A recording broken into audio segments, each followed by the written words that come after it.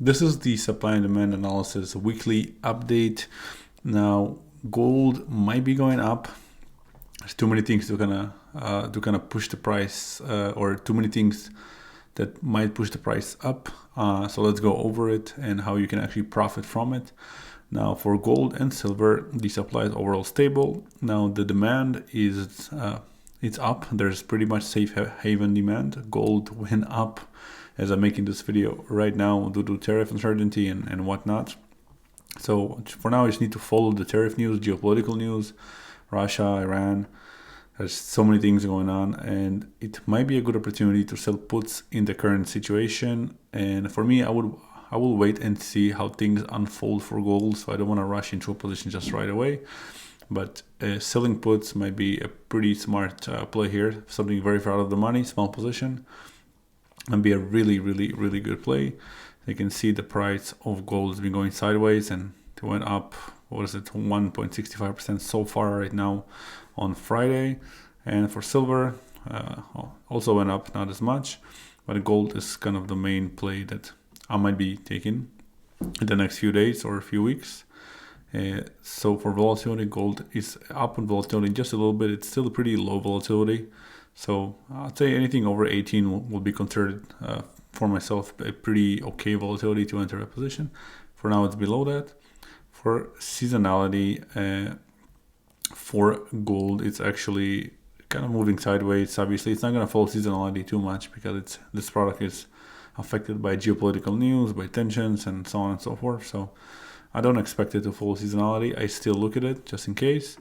Same thing for silver. It's kind of not really following seasonality too much, but it's nothing. It's not something that I expect to happen. And actually, we didn't go over the silver volatility, which is pretty low. You can see it's all the way at the bottom, so nothing really interesting to be looking at there. For copper, the supply is overall pretty stable, and there's some demand due to import tariffs uncertainty. At the same time, the price really sold off pretty rapidly, so hard to say what's going to happen. I need to follow the import tariff news that we have right now, which is I think 50%. Some copper products are excluded, some are not. It's a really a weird situation. It's out of limits for now for me because of that. For the charts, you can see it has been moving in a nice side trend, but it broke off on that day when Trump announced that they will probably be putting 50% import tariffs, and then the price kind of like shot all the way down just before August 1st. So not too much to look at right now for copper. Volatility also just kind of sharded it all the way down right now. Nothing really to be looking at. And of course, seasonality will not be really accurate. So the red line is the 5-year, the blue line is the 15-year, and there's really nothing you can follow and take out from the seasonality for copper for now. If everything goes back to normal, I can see price should be moving sideways for a few months, but for now, we are still having those import tariffs that we have to deal with. For natural gas, the supply is overall pretty stable. The demand is also pretty stable, but there is some mild fluctuations in weather. So we'll see what's going to happen in August.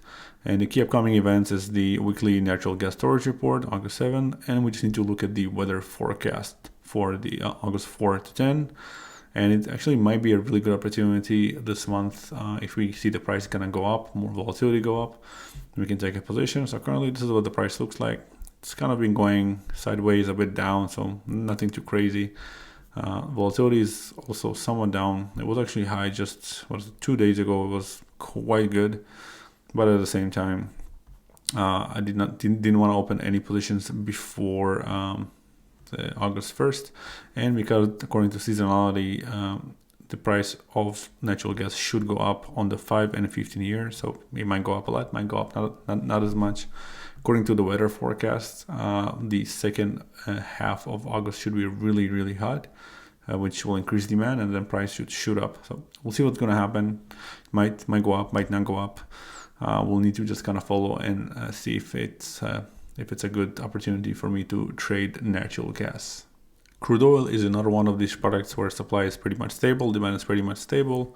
But the key upcoming events are the OPEC Plus August 3rd announcement, where they might increase their production yet again. And then there's a Russian oil sanctions update, where Trump might not sanction countries that buy oil from Russia.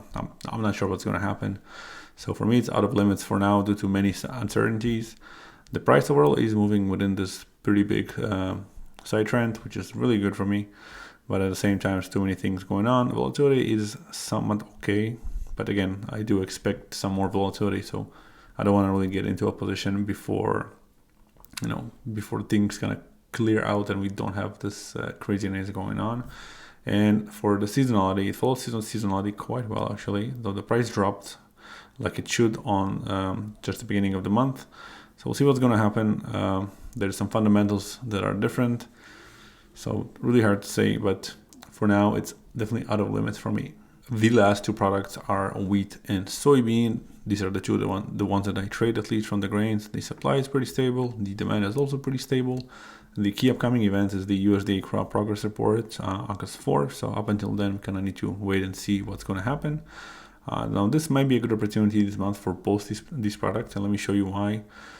Wheat overall is kind of moving somewhat in a side movement, and soybean is a pretty nice side movement. And I just closed, or a few days ago, I closed the position on soybean. It was a triangle, it was profitable in 6 days.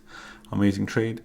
Now, volatility wise, this is the wheat, and volatility is all the way down. So obviously, we need to wait for volatility to go up before we can enter any positions. And same thing goes for soybean, which is right here. If you look at it, volatility is on the downside. So I entered when volatility was a bit higher, so somewhere over here. So you can see, for now, volatility is pretty low. I wanted to go up before I enter any positions. For seasonality, if you look at wheat, it's actually following seasonality quite well. And according to at least to the 5-year seasonality chart, the average, I guess it has to, we expect the price to go sideways. The 15-year indicates the price might go down. So either way, as long as it doesn't go up, explode upwards, this is really where the risk is with commodities. So I'm pretty happy with that. For soybean, the price is expected to maybe drop even more because it's been following seasonality quite well. So it might drop a bit more and then go sideways, and then towards maybe the end of the month it will go up, and this is when I expect to see an opportunity. Now we'll see what happens. It might unfold this way, it might not unfold this way, but it's my job to be ready and look for the right opportunity. So this is it for this video. Hopefully it was pretty useful for you guys. This is how I analyze really everything. This is literally what I do. So instead of just kind of doing it for myself, I just put it in a video format. So hopefully it is useful. Thank you again, and have a good weekend.